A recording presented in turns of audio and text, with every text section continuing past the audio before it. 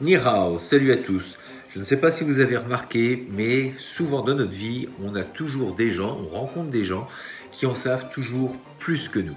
Et souvent, on les rencontre de deux façons différentes. La première, c'est ceux qui viennent vers vous, qui n'en savent pas plus que vous généralement, mais qui vont vous dire que vous ne savez rien. La deuxième catégorie, généralement, ils ne disent rien, vous ne les entendez pas, et généralement, c'est vous qui allez vers eux. Que ce soit dans la pratique martiale ou dans la vie de tous les jours, il y a souvent des personnes qui viennent pour vous aider, soi-disant, et vous donner des bons conseils sur la façon de vous tenir, de la façon de vivre votre propre vie. Alors parfois ça part d'un bon sentiment, on a envie de nous aider parce qu'on a estimé qu'on en avait besoin, alors que ce n'est pas forcément le cas.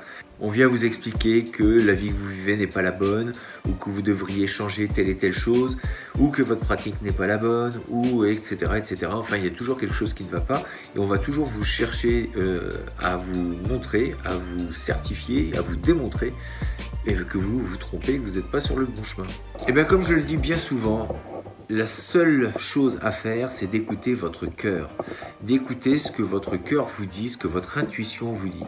Et généralement, vous pouvez être sûr que cette petite voix vous donnera raison. Des petites choses à regarder, souvent, c'est de voir donc les gens qui viennent, qui se mettent en avant, de voir ce qu'ils ont réalisé, ce qu'ils ont fait, quelles sont leurs intentions, et ça donne déjà une première direction sur leur intention profonde et sur leur destination, ce qu'ils veulent vraiment faire de vous, quel est vraiment leur message.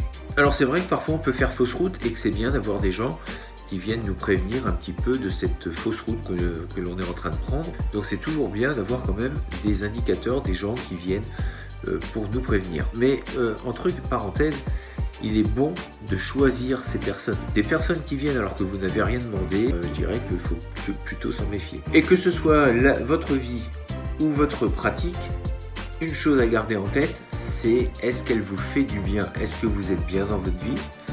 Et dans quel cas, vous n'avez besoin d'aucun conseil. Et si votre pratique vous rend bien heureux, bienveillant et plutôt ouvert avec les autres, ne changez pas de pratique, je pense que vous êtes plutôt sur une bonne voie. Si dans votre vie vous êtes triste, vous êtes malheureux, vous êtes agressif, vous avez toujours besoin de vous prouver, d'être toujours dans des confrontations avec les autres, posez-vous des questions très honnêtement. C'est qu'il y a quelque chose en vous qui se met en contradiction, qui se met en violence et qui a besoin de l'exprimer. Donc il y a forcément quelque chose qui n'est pas bon. Même chose dans votre pratique, si vous êtes plutôt axé sur le combat, mais tout le temps ne faire que ça et d'être agressif dans la vie de tous les jours, encore une fois, peut-être qu'il faudrait calmer un petit peu plus cette ardeur. Parce que vous allez vraiment avoir des problèmes dans votre vie. Si vous avez toujours ce côté agressif, je ne dis pas qu'il ne faut pas l'avoir dans certaines circonstances, mais si le côté agressif l'emporte sur votre vie de tous les jours, vous pensez bien qu'il va y avoir un souci. Dans l'art de la guerre, dans le Sun Tzu, vouloir combattre, c'était vraiment la dernière solution à mettre en œuvre. Le Sun Tzu dit bien avant qu'il y a beaucoup de choses à mettre en place pour éviter justement la guerre. On sait ce que la guerre apporte, tristesse, désolation, et généralement on recherche la vengeance. Si vous avez perdu et que ça a été mal fait et que derrière il y a l'humiliation, généralement on va rechercher se venger. Donc du coup ça devient un cercle sans fin et ce qui a été mis en place, donc une guerre et qui a des résultats, si en plus derrière c'est l'humiliation, dites-vous bien que les gens qui ont perdu chercheront toujours à se venger. Et on le voit même dans des situations, sans que ce soit la guerre, mais dans des conflits, on voit que ça va être les frères, la famille, qui va se mettre en action et c'est des guerres sans fin, enfin des conflits sans fin entre familles et ça peut prendre plusieurs années. Pour ceux qui ne l'auraient pas encore compris, je pense vraiment que l'art martial est un art de paix. On se bat, on apprend à se battre pour être sûr qu'en cas de non-acceptation de cette paix, on doit être en mesure de pouvoir se défendre et donc avoir recours à la violence. Et un vrai guerrier, c'est celui qui s'inscrit, Et un vrai guerrier est à mon sens celui qui s'instruit, celui qui va continuer de s'instruire, alors que ce soit dans les techniques de corps, mais donc aussi sur le mental, travailler sur le mental, le physique, mais c'est celui aussi qui va chercher à s'instruire sur différents éléments, sur différents thèmes, sur différentes activités, quelles qu'elles soient. Ça peut être l'apprentissage d'une nouvelle langue, d'une nouvelle matière, l'astronomie, j'en passe. Enfin, il y en aurait tellement des choses à apprendre. Passer différents permis, bateaux, avions, s'instruire à tout niveau. Chercher toujours à grandir. Plus on est instruit et moins on devient moins violent.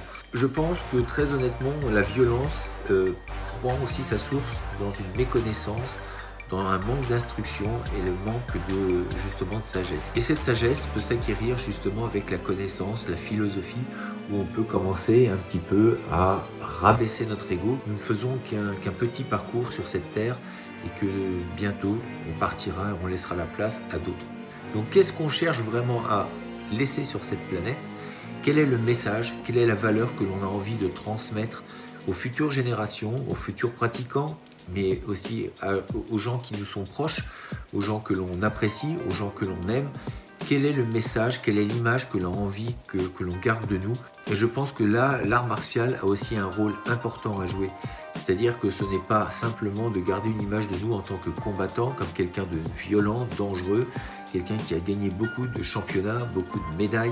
Les médailles, vous ne les emmènerez pas avec vous, mais en tout cas, derrière, j'espère qu'on pourrait laisser autre chose que justement cette arrogance, cette violence que l'on va mettre dans des compétitions. Regardez bien comment ça se passe et ça devient même trivial. C'est désobligeant, c'est sale, c'est malsain, c'est moche. C'est pas joli quand vous voyez des gens qui hurlent à la fin d'une victoire. C'est dans la symbolique, c'est aussi la mort de quelqu'un. On n'a pas à crier, on n'a pas à hurler. Parce qu'on a fait un exploit, on n'a pas non plus à hurler. La mesure devrait nous tendre vers quelque chose de beaucoup plus humble. Saluer son partenaire, le remercier parce qu'on a gagné, mais grâce à lui, grâce aux erreurs qu'il a faites et grâce à notre entraînement, simplement saluer. Est-ce qu'il y a vraiment besoin d'hurler, de montrer parfois des gestes un petit peu déplacés à ce moment-là?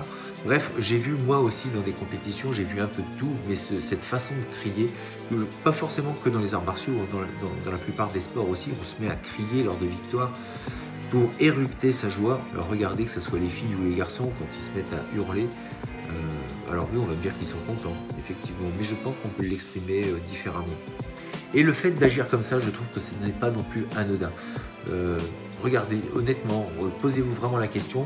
Je pense que j'aurai sûrement des commentaires à ce sujet.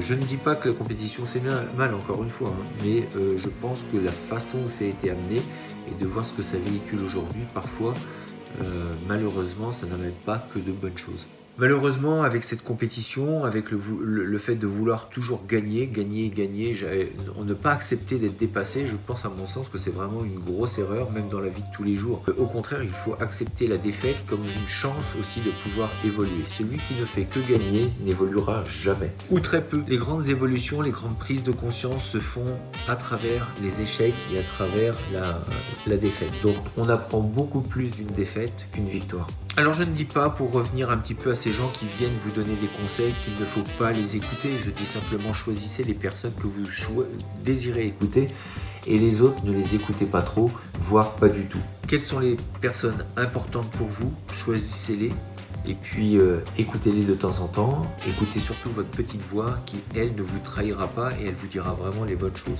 Pour ça, faites un peu de méditation, ça aide aussi à faire entendre cette petite voix. En tout cas, c'est pas une voix, mais en tout cas, c'est un sentiment qui vous dit si vous êtes bien placé ou pas, si les choses que vous faites sont bonnes ou pas. Et puis attention justement aussi à cette façon de penser quand vous avez la capacité, quand vous avez souvent cette occasion de penser et de penser à mal de gens. Sachez que quand vous tournez votre esprit à toujours dire du mal des gens, quand vous avez des gens qui viennent vous dire aussi du mal des autres, dites-vous bien que à toujours penser mal, on n'attire que des mauvaises choses à soi. C'est pour moi une certitude aujourd'hui. Quand vous cultivez ce genre de pensée, dites-vous bien que ça vient à cultiver un champ où il y a toujours des mauvaises idées, de mauvaises pensées, donc ça va fleurir. Si vous envoyez ce genre de pensées, elles vont arriver dans votre vie. Si vous dites du mal des gens, il y a une grande chance pour qu'on dise du mal de vous. Et du coup, vous êtes perdu dans ce côté de mauvaise vibration. Et ne vous étonnez pas si toute votre vie autour de ça devient un peu mauvaises, ne vous posez pas la question de dire mais comment ça se fait, je ne rencontre que des mauvaises personnes, que des gens qui sont négatifs, Posez-vous la question, on est responsable de notre vie, nous sommes responsables de qui vient dans notre vie. Si à un moment il n'y a que des mauvaises personnes qui arrivent dans votre vie, dites-vous que vous les attirez. Il y a de grandes chances pour que ce soit votre façon de penser qui fasse le travail pour vous. Donc changez votre façon de penser, attention à ceux qui viennent vous influencer avec leurs pensées à eux, gardez l'objectif de votre vie, de ce que vous voulez vraiment faire, et puis je vous dis à demain pour une prochaine vidéo. Restez fort, restez beau et surtout restez bienveillant. 再见。